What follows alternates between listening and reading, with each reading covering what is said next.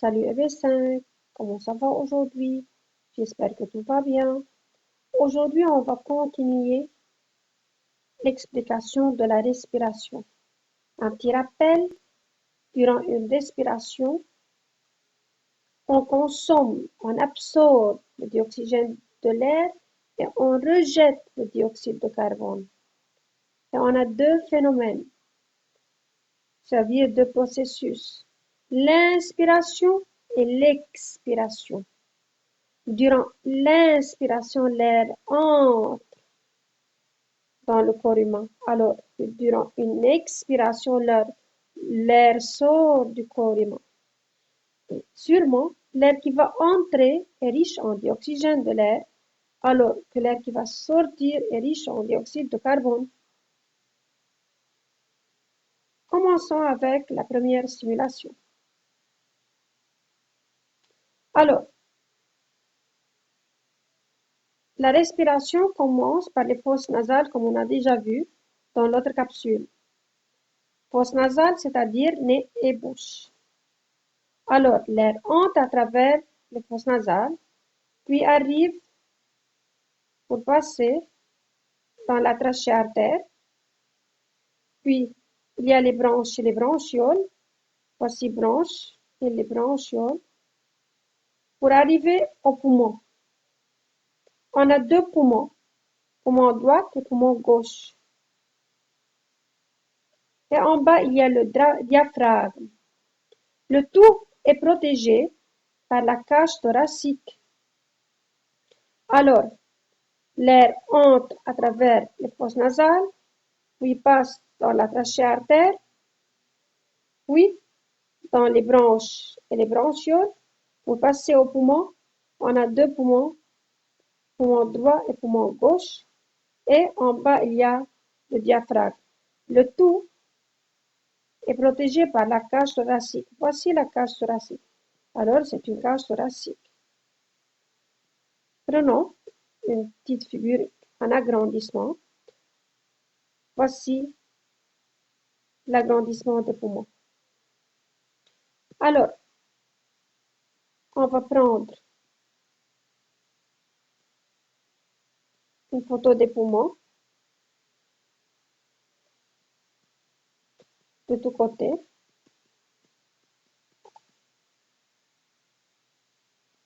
Pour respirer, il faut que l'air entre à travers les fosses nasales.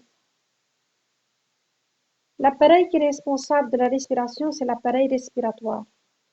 Comme on a déjà dit, je recommence. L'air entre à travers les fosses nasales, puis passe à travers la trachée artère pour passer aux branches et branchioles, puis à travers les poumons. Au-dessous, il y a le diaphragme. Le tout est protégé par la cage thoracique.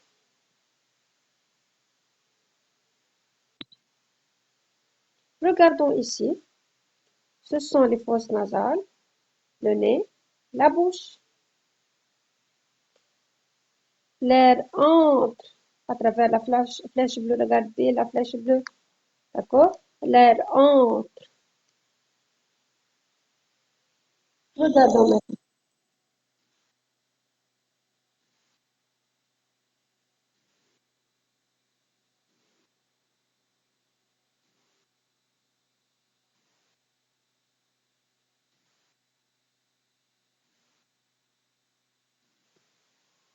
Alors, on a une inspiration suivie d'une expiration. L'air entre, l'air sort. L'air entre, l'air sort. Regardons. L'air entre, l'air sort. Il s'agit d'une inspiration suivie d'une expiration.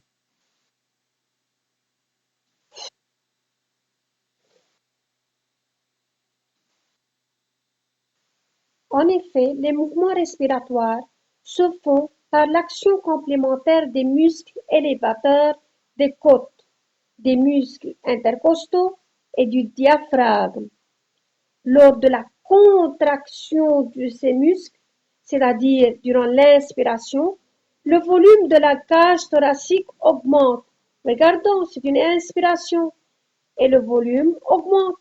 Alors, durant une inspiration, le volume de la cage thoracique augmente et les poumons se dilatent, ce qui permet à l'air d'entrer.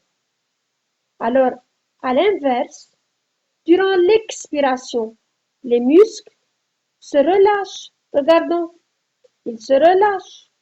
Les poumons se compriment, ce qui provoque la sortie de l'air.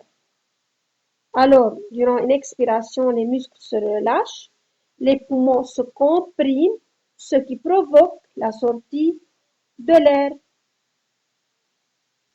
À noter que durant une inspiration, le diaphragme augmente le volume de la cage thoracique en tirant les poumons vers le bas. C'est pourquoi les poumons se relâchent. Alors que durant une expiration, le diaphragme se relâche et la capacité volumique des poumons diminue. Bref, durant une respiration, le diaphragme se contracte, alors que durant une expiration, le diaphragme se détend. Alors on répète, voici un être humain qui fait la respiration. Il y a l'inspiration, l'air entre, il y a l'expiration, l'air qui sort. On va répéter un peu le trajet de l'air. Lors d'une inspiration, l'air entre à travers les fosses nasales pour passer dans les trachées artères, vers les branches bronchioles, puis à travers les poumons. Le dioxygène passe vers tous les organes du corps humain. Alors, maintenant, l'air qui sort du corps humain va être riche en dioxyde de carbone, va passer des poumons vers les branches bronchioles, trachée artère, puis vers les fosses nasales pour être rejeté à l'extérieur. C'est-à-dire l'air qui entre et l'air qui sort ont un sens inverse. Maintenant, on va passer à la troisième simulation.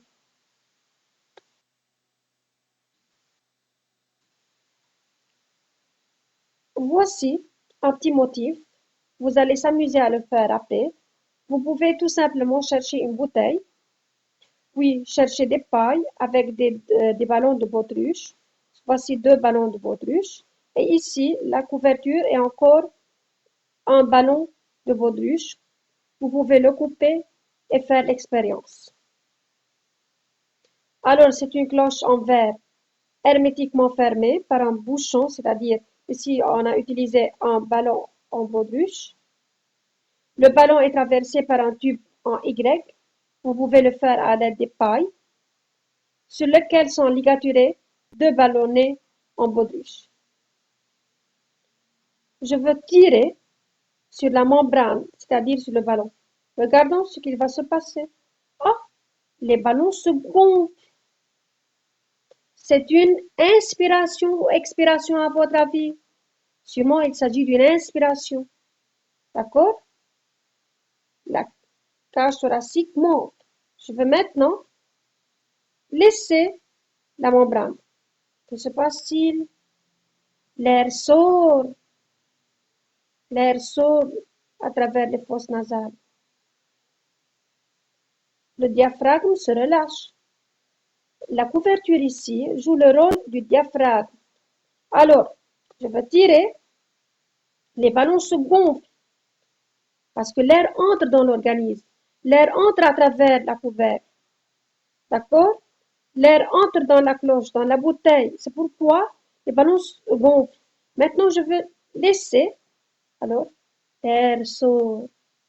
Le diaphragme maintenant est relâché. Si je tire, je vais tirer de nouveau. Alors, le diaphragme est contracté. Alors maintenant, vous allez s'amuser à faire un petit tableau de comparaison entre une inspiration et une expiration. De même, vous allez s'amuser à écrire le trajet de l'air entrant et de l'air sortant Et vous pouvez s'amuser à faire cette petite cloche à l'aide d'une bouteille. À la prochaine, V5!